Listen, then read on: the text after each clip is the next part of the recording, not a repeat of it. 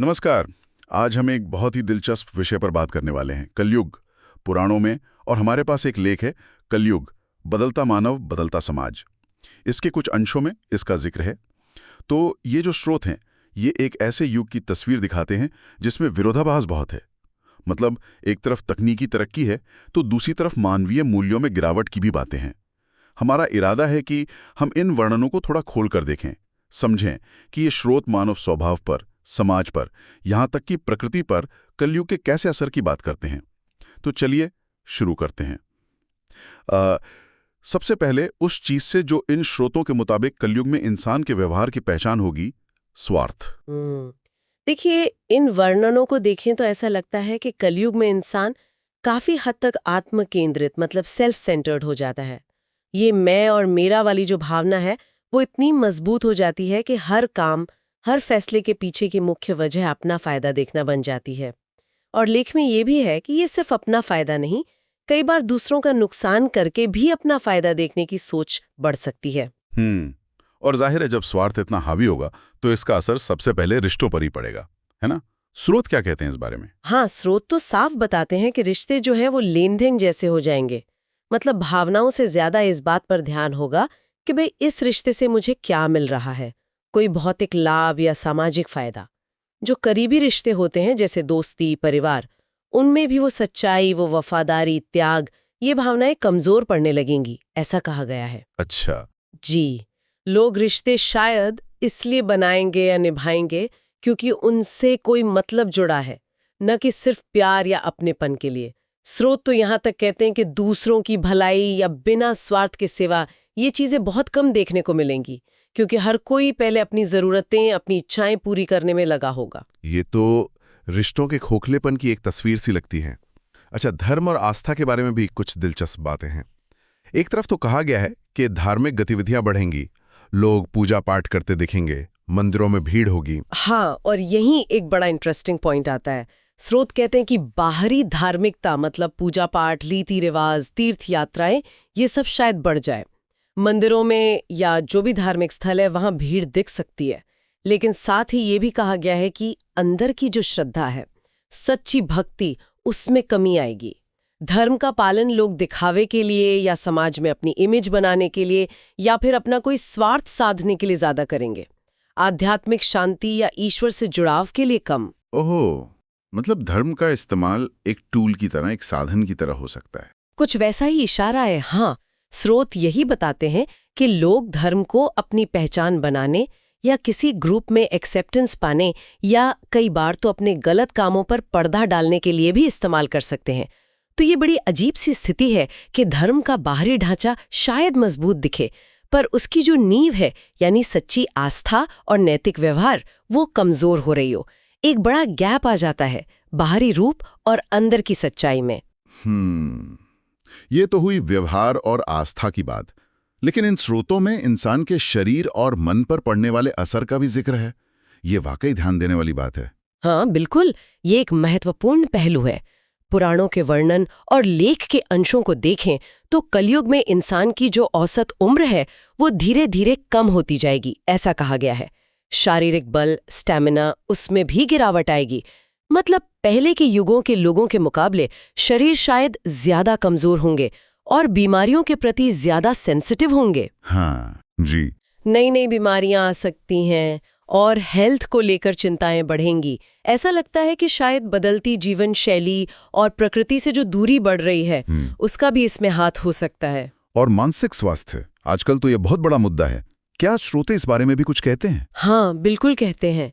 स्रोत बताते हैं कि मानसिक तनाव, चिंता, बेचैनी, डिप्रेशन जैसी समस्याएं कलयुग में बहुत आम हो जाएंगी।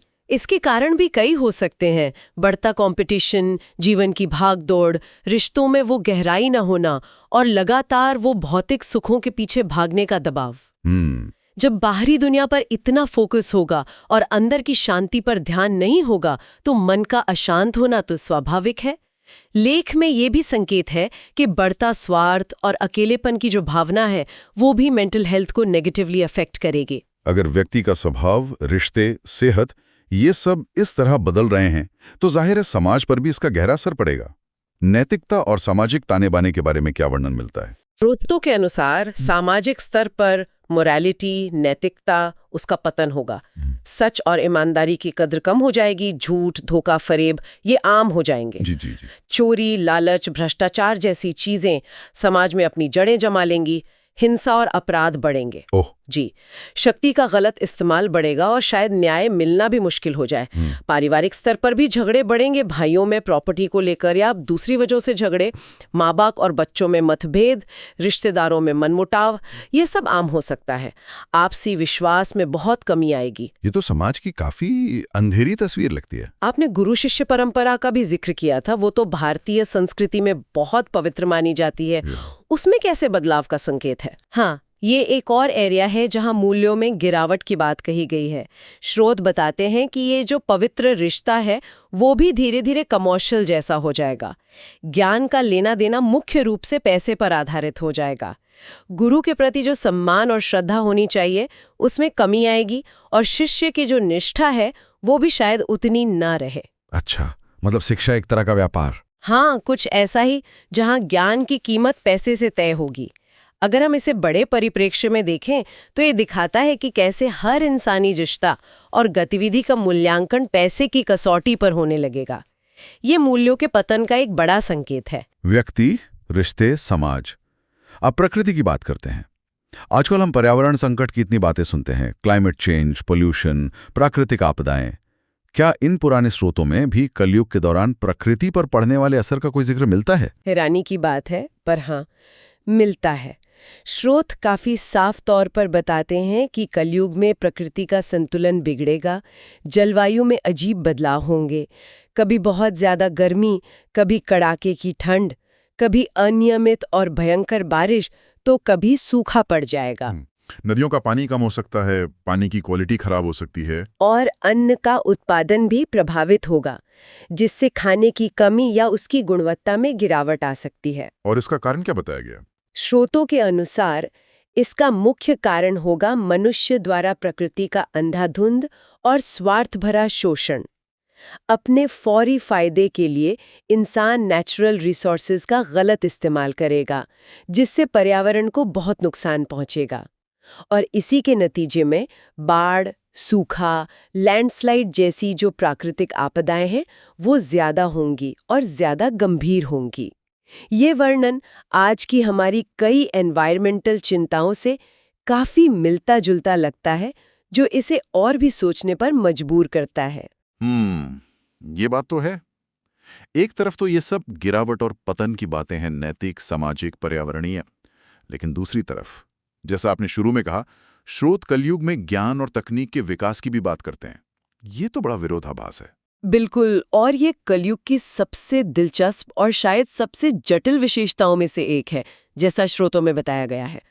एक तरफ जहां मानवीय मूल्य और नैतिकता घटेंगे, वहीं दूसरी तरफ ज्ञान, विज्ञान और टेक्नोलॉजी अभूतपूर्व ऊंचाइयों पर पहुंचेंगे।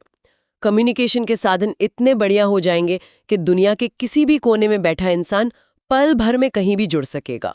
इन्फॉर्मेशन का भंडार होगा, नई नई खोजें होंगी, जीवन को आसान बनाने वाले आविष्कार होंगे। लेकिन इस तकनीकी जुड़ाव का दूसरा पहलू क्या है? स्रोत ये भी कहते हैं कि दिलों की दूरी बढ़ जाएगी। इसका क्या मतलब हुआ? इसका मतलब ये हुआ कि लोग टेक्नोलॉजी के जरिए तो जुड़ जाएंगे, शायद हजारों लोगों से ऑनलाइन कनेक्टेड रहेंगे, लेकिन जो असली गहरे मानवीय रिश्ते हैं वो कमजोर पड़ जाएंगे।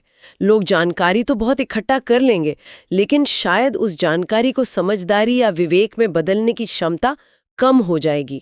वर्चुअल दुनिया में ज्यादा समय बिताने से असल जिंदगी में अकेलापन और अलगाव बढ़ सकता है। हाँ, ये तो दिखता भी है आजकल। जी, लोग एक दूसरे के सामने बैठे होकर भी अपने फोन या गैजेट्स में खोए रह सकते हैं। तो क्या ये तकनीकी तरक्की एक तरह का भ्रम पैदा कर सकती है, जुड़ाव का भ्रम, जबकि असल में इंसान और अकेला होता जा रहा हो? स्रोतों कुछ ऐसी ही स्थिति की तरफ इशारा करते हैं, और ये एक अहम सवाल खड़ा करता है कि क्या ये जो टेक्नोलॉजिकल कनेक्टिविटी है ये सच्ची मानवीय निकटता की जगह ले सकती है, या ये हमें गहरे रिश्तों की जरूरत से कहीं भटका तो नहीं रही? स्रोत बताते हैं कि इस बाहरी शोर और जुड़ाव के बीच अंदर की शांति और संतोष खोजना और भी मुश्किल हो सकता है। अकेलापन और मानसिक अशांति इसके नतीजे हो सकते हैं। व्यक्तिगत रिश्तों, खासकर प्यार और शादी, इस पर इसका क्या असर बताया गया?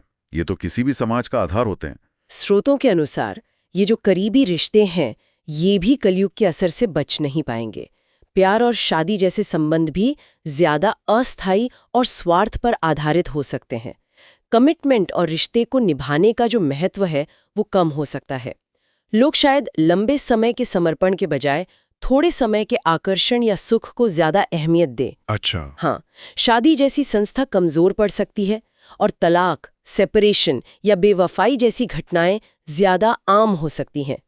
रिश्तों में वो गहराई, वो विश्वास और एक दूसरे के लिए सम्मान, उसमें कमी आ सकती है, क्योंकि यहाँ भी शायद वही मुझे क्या मिल रहा है वाली सोच हावी हो सकती है। हमने कलयुग की चुनौतियों और नकारात्मक पहलुओं पर काफी बात की। स्वार्थ, रिश्तों का खोखलापन, नैतिक पतन, स्वास्थ्य समस्याएं, पर्यावरण संकट, टेक्नोलॉजी का विरोधाभास और व्यक्तिगत रिश्तों में अस्थिरता। ये सब सुनकर तो काफी निराशाजनक सा लगता है। क्या इन स्रोतों में इस अंधेरे से निकलने का कोई रास्ता, कोई उम्मीद की किरण भी बताई गई है? हाँ, ये बहुत जरूरी सवाल है और अच्छी बात यह है कि स्रोत सिर्फ समस्याएं बताकर नहीं छोड़ते, बल्कि एक समाधान या उम्मीद की किरण भी दिखाते हैं। पुराणों में खास तौर पर यह कहा गया है कि कलयुग में भले ही धर्म का पालन करना मुश्किल हो, चारों तरफ अधर्म और चुनौतियां हों, लेकिन ईश्वर तक पहुंचना बहुत सरल हो जाता है।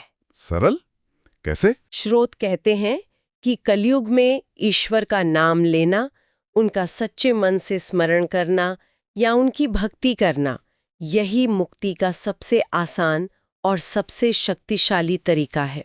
जहां दूसरे युगों में मोक्ष पाने के लिए बड़े बड़े यज्ञ, मुश्किल तपस्या या गहरा ज्ञान जरूरी बताया गया है, वहीं कलयुग में सिर्फ ईमानदारी से हरि नाम संकीर्तन या ईश्वर का ध्यान करने भर से इंसान इस भव सागर से पार हो सकता है। अच्छा जी, इसे कलयुग का एक खास वरदान भी माना गया है कि थोड़ी सी भी सच्ची भक्ति या ईश्वर का स्मरण इंसान को इस युग के बुरे प्रभावों से बचा सकता है और उसे आध्यात्मिक तरक्की दे सकता है।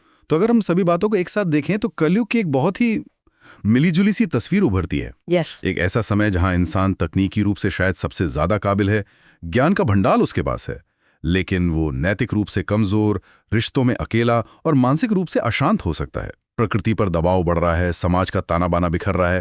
ये कुछ ऐसा लगता है जैसे बाहरी चमक दमक तो है, पर अंदर से खालीपन है। बिल्कुल सही कहा आपने। ये विरोधाभासों का युग है। एक तरफ भौतिक तरक्की और सुविधाओं की भरमार है, तो दूसरी तरफ अंदर की शांति, संतोष और सच्चे मानवीय मूल्यों की कमी महसूस की जा सकती है। स्रोत इसे एक ऐसे समय के तौर पर दिखाते हैं जहां सही और गलत के बीच का फर्क धुंधला पड़ सकता है और इंसान के लिए धर्म के रास्ते पर चलना एक बड़ी चुनौती बन सकता है। तो कुल मिलाकर इन स्रोतों के अनुसार कलयुग संघर्ष, चुनौतियों और अंधेरे का युग है, लेकिन साथ ही ये वो युग भी है जहां ईश्वर की कृपा और मुक्ति का रास्ता सबसे आसान है। हाँ, और शायद यही बात हमें आखिर में सोचने के लिए एक बिंदु देती है। इन ग्रंथों में बताई गई कलयुग की इन तमाम चुनौतियों, जटिलताओं और विरोधाभासों को जानते हुए और साथ ही ईश्वर स्मरण या भक्ति के सुझाए गए सरल रास्ते को ध्यान में रखते हुए आज का इंसान इस वर्णित दौर में अपने लिए संतुलन कैसे खोज सकता है, बाहरी दुनिया की इस उथल-पुथल के बीच अंदर की स्थिरता और शांति को कैसे बनाए रखा जा सकता है। ये एक ऐसा सवाल है जिस पर शायद हर किसी को अपने अंदर झांकने की जरूरत है।